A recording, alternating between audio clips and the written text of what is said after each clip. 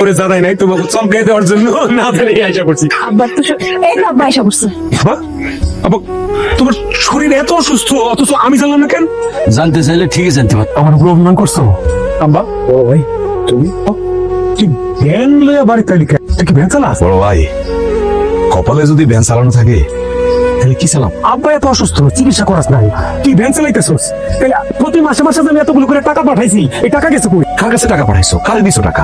তুমি যদি টাকা দিতা আব্বার চিকিৎসা বন্ধ হইতো। ভাবির কাছে টাকা চাইলে ভাবিকে তো আপনি নিজে বিদেশে থাকতে পারেন না, ঠিক মতো খাইতে পারেন না। মিথ্যা কথা।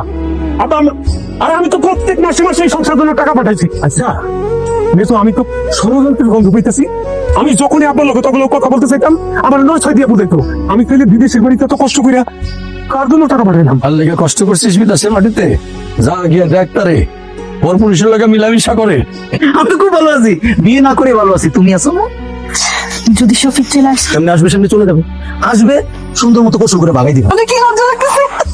খুব খুশি লাগতেছে, খুব খুশি লাগতেছে তো। বেইমানের বাচ্চা বেইমান। হ্যাঁ, আমি বিদেশের বাড়িতে রাত্রে দিন রাত কইরা কামাই করে টাকা পাঠাইছি এই পরপুরুষের সাথে পরকিয়া করতে। কে এটা এত জোরে জোরে কথা বলছে? কিছু বলতেছো না কেন? কে? শফিক আপনার স্থান নাই, কঠিন শাস্তির মতো দুইজন। আমার তো কোনো দোষ নাই, সব দোষী হাত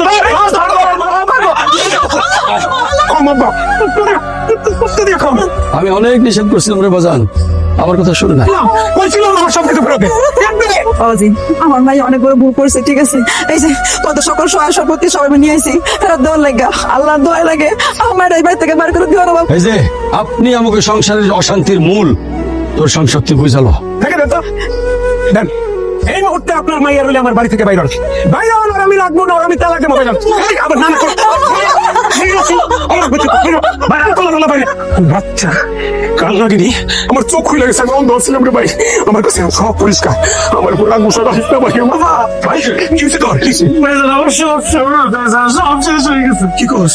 কি হয়েছে তোর? আমি যে ফ্ল্যাটটা কিনছিলাম, আমি আমার বউয়ের নামে লিখে দিছিলাম। ওই ফ্ল্যাটটা বিক্রি করে আমার বউ অন্য একটা পোলার লাগে চলে গেছে। আমি আমার বউয়ের কথায় চাকরি সহায় করছি, সেজন্য চাকরি হয়ে গেছে। ভাই আমার মাফ করে, আমার যে শাস্তি দিন আমি কথা বলতে দিব। ভাই তুই আমার মাফ করে দাও। আরে কি করতেছ? ভাই রতন, তোমার মেজো ভাই কিন্তু তোমারে অনেক ভালোবাসে, সবসময় চাইছে তোমরা যাতে ভালো থাকো। তোমরা তারে কোথায় কোথায় অবহেলা করছো, তারপরে কিন্তু তোমার মেজো ভাই কোনোদিন কষ্ট পায়নি, কোনোদিন তোর উপর অসন্তুষ্ট হয়নি। নিজের মতো ভাই হয় নাকি? ভাগ্য গুলো এমন ভাই মেলে ভাই তুই আমার ভাই।